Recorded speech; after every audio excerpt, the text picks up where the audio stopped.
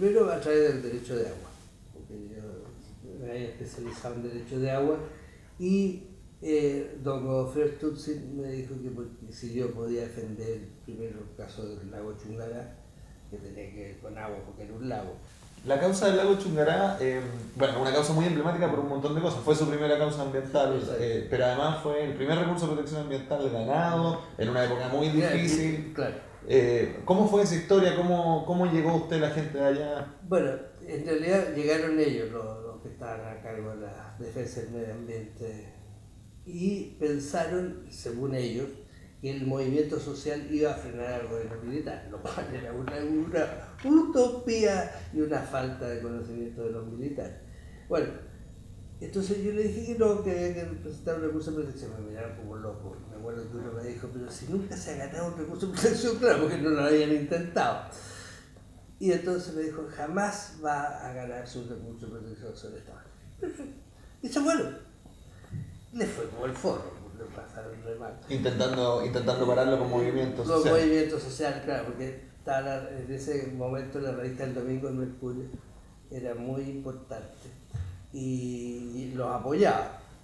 Pero resulta de que los militares no tenían nada que ver con monos, y además el intendente era un general alemán, un general alemán muy obcecado. Entonces él quería sacar el agua del Chungará. Y hicieron, y como era ese momento era todo efectivo, hicieron los canales, pusieron las bombas, toda la cuestión, y nosotros lo llegamos a parar al final, a través de un recurso de protección. O sea, ya estaba todo instalado para sacar el agua del lago. Claro, los paramos justo cuando iban a empezar a bombear. Es bien impresionante porque en toda esa época, entre el año 90, no, entre el año 85 y el año 2010, yo diría, probablemente la carátula que más se repite en tribunales es Duñac con alguien. Claro. Porque todos esos recursos los presentaba a nombre propio. Claro, porque digamos, como era el recurso de protección, tenía que ser una persona. Y en general nadie se quería meter por razones, ya sea políticas, por razones económicas, qué sé yo, por buenas razones. Entonces, yo, como era mi profesión, yo me dejaba poner. Y me da lo mismo poner el nombre. Ya está satanizado por algunos y santificado por otros. Don Fernando, le quería preguntar por el caso de Arica, el caso del plomo de Arica, que además fue el primer caso que se llevó con FIMA. ¿Cómo fue que, bueno, usted tenía una relación ya con la gente de Arica a propósito de los casos anteriores, pero cómo fue que lo contactaron y que se dio cuenta de todo esto? Bueno, yo siempre, como he sido candidato a senador por la zona, entonces siempre mantuve una relación bastante cercana con la gente del interior de Arica y de Iquique. Y cuando surgió este problema de la contaminación, al principio yo pensé que cualquier gobierno racionalmente iba a decir, no, estamos matando a la población y se acabó la historia.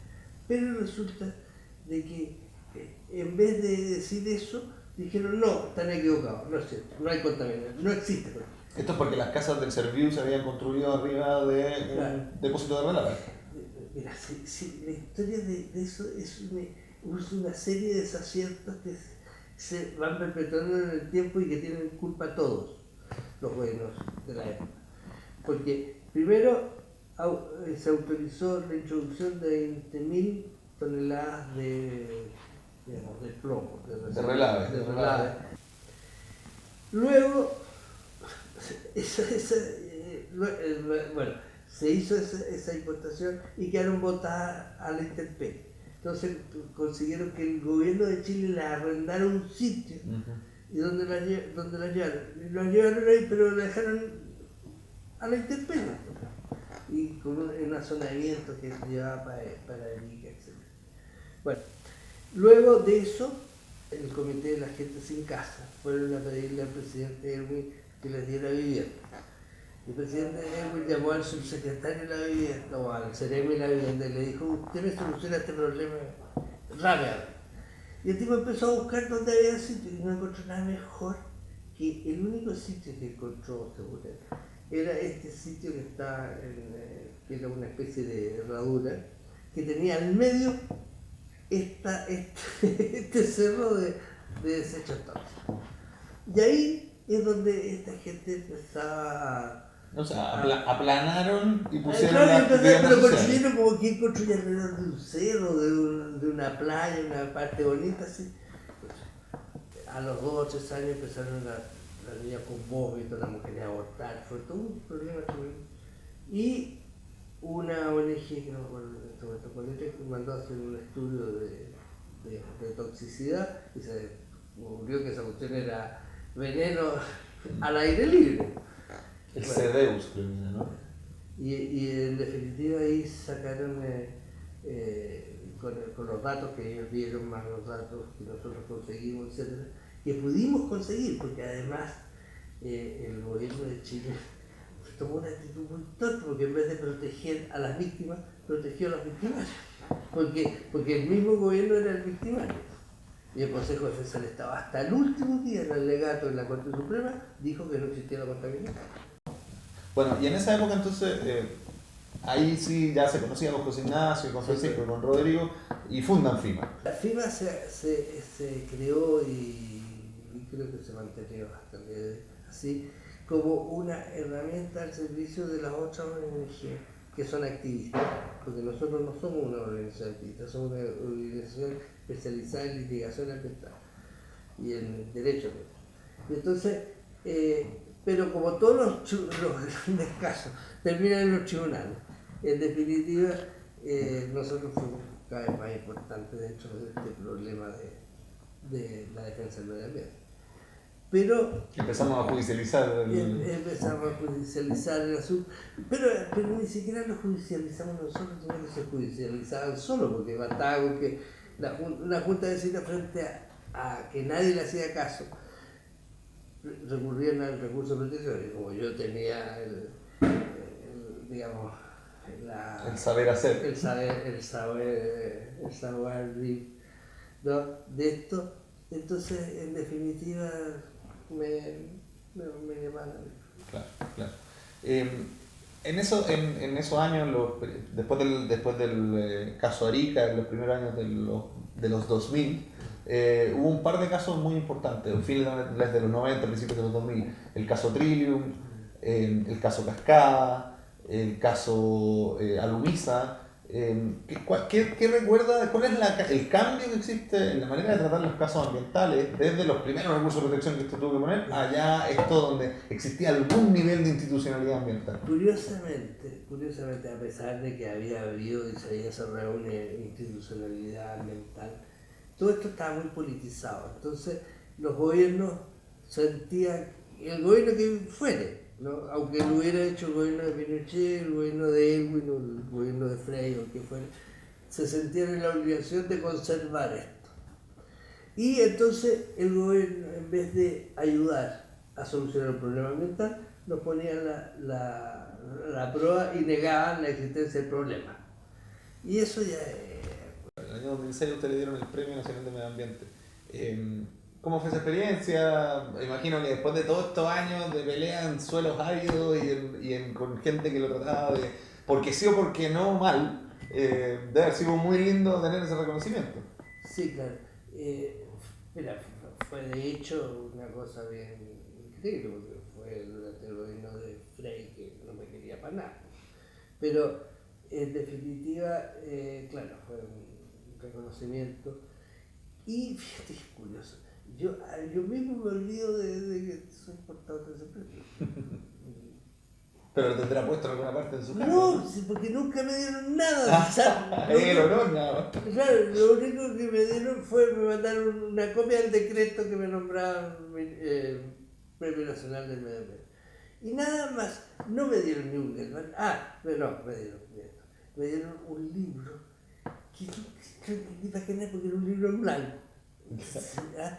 Pero hecho además hecho con árboles chilenos. Era la aberración de las aberraciones. Bueno, ese fue el premio. Pero ni siquiera tenía una dedicatoria, nada, sino que me lo entregaron así. Porque en definitiva no tenía una gana no era con mucho cariño el premio. Claro, no era con mucho cariño. Bueno, y de ahí yo creo que fui el último, el penúltimo, no sé, porque después no lo dieron a otorgar más. Y me acuerdo que una vez en el fondo Tantauco, cuando Piñera está candidato a la primera presidencia, convidó a una serie de personas allá a la sala de la reina, a mí, a varios más. Y entonces me acuerdo que había unos periodistas muy... Entonces me decían, ¿y usted quién es? Bueno, yo soy... Entonces ahí sacaba el título, yo soy Premio Nacional del Medio Ambiente. Pero nosotros hemos revisado el listado de los Premios Nacionales del Medio Ambiente y usted no figura. No, que eso salió por un decreto, tuve que explicarle del Ministerio del Medio Ambiente. Me decía, entonces usted no es un premio nacional de verdad, usted es un premio de mentira. ¿Por qué? Porque a ellos se les ocurrió, porque no estaba en el listado, ya no era como el Premio Nacional de Literatura, el Premio Nacional de Teatro, que sé yo. Era yo un tipo que era de mentira. ¿Qué opina de cómo están las cosas en el estado del derecho ambiental actualmente? Yo sé que usted tiene una visión muy crítica de cómo ha avanzado el asunto. Yo creo que Chile adoptó y dictó una ley de base del medio ambiente, etc. Esa era buena, mala, regular, etc. Pero no la dictó por convicción propia, la dictó yo creo porque había que dictarla. No podía existir un país que no tuviera una ley de base del medio ambiente. Era parte de la negociación del Tratado de Libre Comercio con Estados Unidos. Exacto. Y entonces, distinto,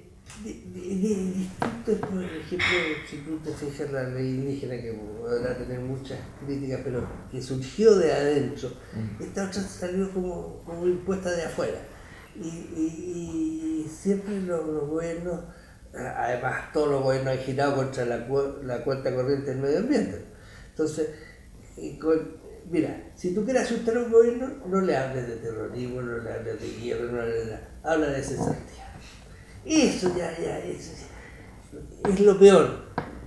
Y entonces tú le dices, mire, fíjese que hay que paralizar su voto de la corte de alerta. Pero eso, ¿cuánta gente trabaja en eso? Pero mucha cesantía. Entonces, todo eso te va... Sin mirar los impactos que tienen esas cosas. No importa, porque son todos muy cortoplacistas en general. En general, todos miran qué va a pasar durante su periodo. Y eso es lo que nosotros hemos visto. Y eso es lo que hemos sufrido. Y eso es lo que ha pasado, ¿verdad? Si tú te fijas, todos los gobiernos, todos, sin distinción, han mirado el medio ambiente. El gobierno militar lo miraba como izquierdista, ya. Después lo miraban o momios o... extremista, anarquista, ecoterrorista. Y de hecho yo he trabajado con todo tipo de gente, de derecha, de izquierda, de centro, y nunca me he sentido utilizado ni nada por el estilo. Y la verdad es que el medio ambiente nos pertenece a todos. Es decir, es imposible decir de que el barco está dividido en que la parte alta o la parte baja, como tú quieras, es de derecha o de izquierda. Es decir, este es un barco que vamos todos. Si se hunde el barco, nos hundimos todos. Y lo mismo que digas tú, pide yo defender el medio ambiente, te llevo a jugar igual. ¿Por dónde cree usted que va la esperanza del tema ambiental hoy en día? Porque hay una visión crítica respecto de cómo los gobiernos han tratado el tema. Usted decía antes, este es un barco donde nos vamos a hundir todos, y es verdad. Sin embargo, hay un montón de cosas pasando tratando de evitar que se nos hunda el barco. El trabajo nuestro, suyo, el trabajo de un montón de gente en el mundo que está intentando entre hacer conciencia, detener la destrucción, etc. ¿Por dónde ve usted la esperanza? ¿Ve la esperanza primero que nada? Yo creo que sí, yo creo que hay esperanza, siempre y cuando los gobiernos, digamos, hay esperanza, pero la esperanza no va a venir de los gobiernos, porque los gobiernos siempre van a querer fomentar digamos, la parte económica, la parte social, etc. Y como estas cosas muchas veces se trata de no tocarlas, ¿ya? Entonces, para un gobierno ese es bien, el inmovilismo es una cuestión bastante complicada. Y para la opinión pública también es complicado decir, mire, no vamos a tocar suponte el litio. Ya, el litio no lo vamos a tocar, lo vamos a dejar ahí. Y resulta de que la gente dice, pero ¿cómo si esta es una riqueza que nos pertenece a todos? Bla, bla, bla. Bueno, el medio ambiente es una riqueza que pertenece a todos, pero que es muy frágil y hay que cuidarla. Hay que cuidarla porque no cuesta nada caer un desequilibrio.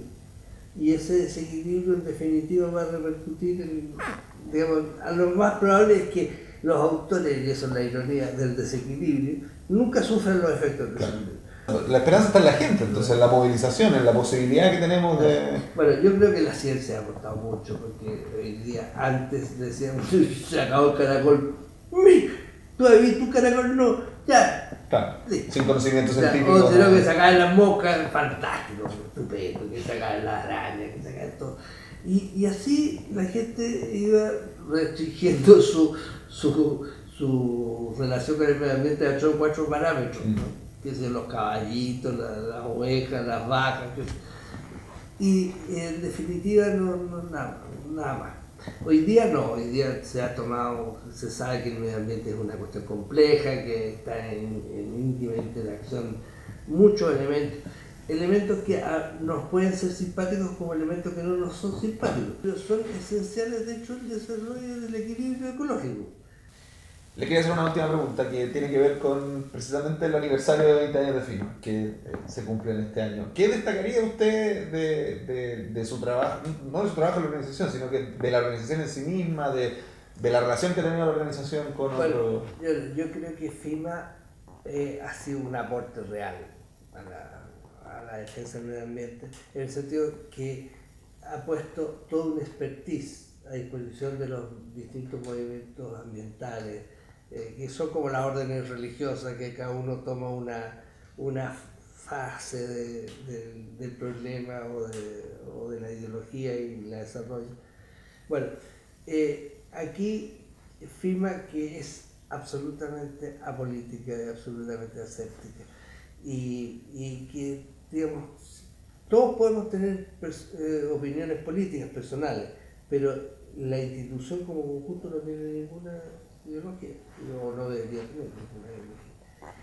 Y de hecho eso se nota, la gente, digamos, ha respetado a FIMA, e incluso los empresarios han respetado a FIMA, a pesar de que siempre han sido nuestros contradictores en grandes batallas. Nuestros distinguidos contradictorios.